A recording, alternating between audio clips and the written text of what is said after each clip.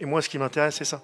C'est quand même quel contenu dans l'organisation, dans le jeu, dans les intentions et dans les efforts. Voilà. C'est ça qui m'intéresse. Le reste, les résultats, vous savez, c'est tellement aléatoire que c'est autre chose. Mais ce qui est certain, c'est que si on ne met pas ce contenu-là, nous, encore plus nous, on ne peut pas rêver grand-chose.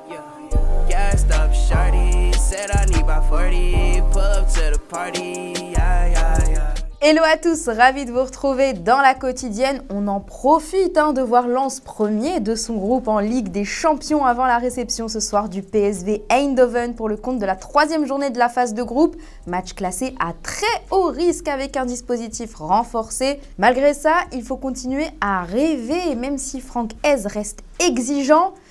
Il en perd parfois sa passion et même ses mots. L'objectif, il reste toujours au-delà du plaisir. C'est jamais facile de le trouver, mais enfin en tout cas quand on est entraîneur, mais de rester fidèle à ce qu'on cherche à produire.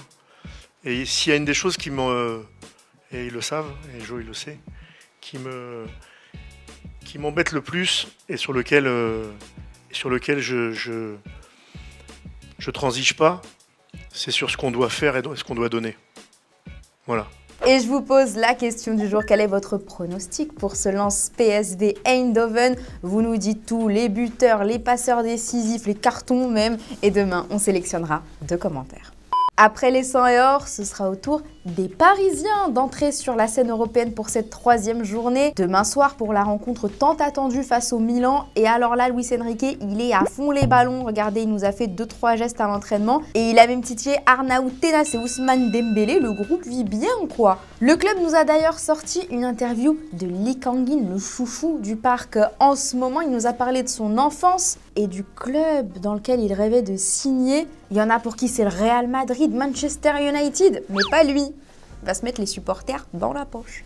제가 어렸을 때부터 꿈꿔왔던 올림픽 구단에 와서 너무 훌륭한 세계 최고의 선수들과 함께 뛰어서 꼭 좋은 모습을 보여드리고 팀이 좋은 결과를 가져올 수 있도록. Et un joueur qui, à l'inverse, ne se met pas bien avec les supporters, c'est Neymar. La rumeur court sur les réseaux qu'il aurait été poussé vers la sortie par le PSG après un test physique non concluant. Réponse cinglante du Brésilien, blessé, je vous le rappelle. Sur Instagram, il y a des comptes comme celui-ci qui ne font pas partie du quotidien du joueur. Ils ne savent pas ce qui se passe réellement, mais ils postent comme s'ils étaient le gars en question. Je crois toujours en un avenir sans fake news.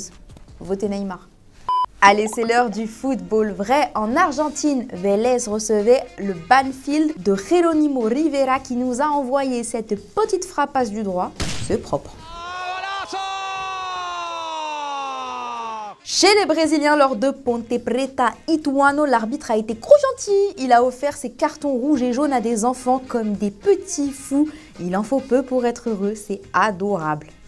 Comment ça va chez nos anciens d'Europe à l'international? Julian Draxler par exemple, il s'éclate, ou presque, à Al Ahly. Entré en jeu face au Qatar SC, il a inscrit 2 buts avant de faire une passe en retrait et de quitter la pelouse sans aucune explication. Ni le club ni le joueur n'ont communiqué là-dessus. Mystère et boule de gomme, peut-être qu'il avait poney. Voilà, je vois pas d'autre choix. Chez les voisins saoudiens, Cristiano Ronaldo ne gâte pas que les supporters. Il gâte aussi Francis Ngannou avec une fat montre. Avant son combat de samedi à Riyad contre Tyson Fury, un petit cadeau à 100 000 €. Bah ouais, c'est une édition limitée qu'il promeut le portugais car elle s'appelle Heart of Ronaldo. Il lui a offert son cœur pour lui souhaiter bonne chance. Merci mon frère, lui a-t-il répondu. Quelle amitié. Et pendant ce temps-là, Léo Messi aussi a des amis. Il vit sa vie de famille à Miami et tout ça, ça rime. On l'a vu au concert d'Ed Sheeran. Et je crois qu'il y en a un qui a trouvé sa vocation.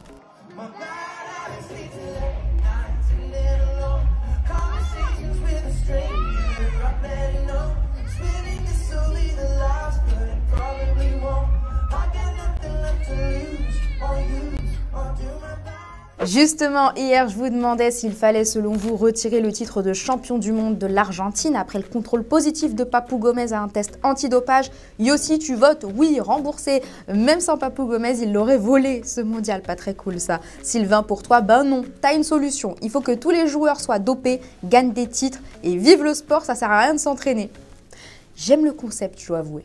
Un nouveau jour pour une nouvelle polémique, ça se passe au Napoli. On va en faire une série avec un personnage principal, Victor Osimhen. Encore lui, la coqueluche des Napolitains, est victime de son succès. On a vu les supporters l'encercler à la sortie de l'entraînement. Faut dire qu'ils étaient un brin étouffants. Alors qu'est-ce qu'il a fait? Il a pété un plomb. C'était la goutte d'eau. No, ci allontaniamo dalla macchina. Oh my God, look my God. Allontanatevi. Oh sì, ci allontaniamo dalla macchina. Oh sì, ci allontaniamo dalla macchina. Ci allontaniamo. Avant de se quitter, nos Bleus ES ont rejoint Clairefontaine en vue de la double confrontation en Ligue des Nations face à la Norvège. Et attention, Hervé Renard, Sakina Karchaoui est à ça de vous voler votre place. C'est elle qui a fait l'appel, très investie. Clara Matteo, Champions League, Mathilde Bourdieu, c'est une buteuse, c'est une attaquante quoi. Jadzi Guili, l'expérience je l'appelle. Elle a pris l'expérience, elle est partie en Espagne, maintenant elle joue. Et Sandy Baltima, ça va, tu vas bien? Sandou, ça va, tu vas bien? Ça va. Voilà, la princesse. Je te présente la princesse, Grace Guilloro. Bon, bienvenue les filles. Hein. Donc voilà. Et voilà, c'est déjà la fin de la quotidienne ce soir. C'est RC Lens face au PSV qu'on débriefera demain. Et on va se quitter avec qui? Les frères Hernandez. Parce que demain, c'est PSG Milan. Ils vont s'affronter pour la première fois. On vous laisse en bonne compagnie, la leur. Allez, à demain. Ciao. Lui, quand on était en Allemagne, tu sais, je ne le voyais pas. Et de temps en temps, quand j'ai un jour off ou 2 jours, je fais le possible pour venir le voir. Ouais, non, rien, on s'est appelé, après on a parlé, voilà, on a dit c'est un bon groupe. Il y a des belles équipes. Je pense que surtout pour nous, pour le Milan, c'est bien d'avoir un groupe comme ça, de jouer des matchs comme ça. De bien commencer et puis voilà, après on verra.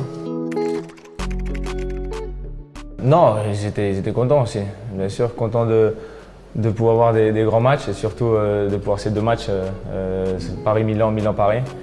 Je pense que toutes les places que le Paris me donne, elles sont déjà occupées.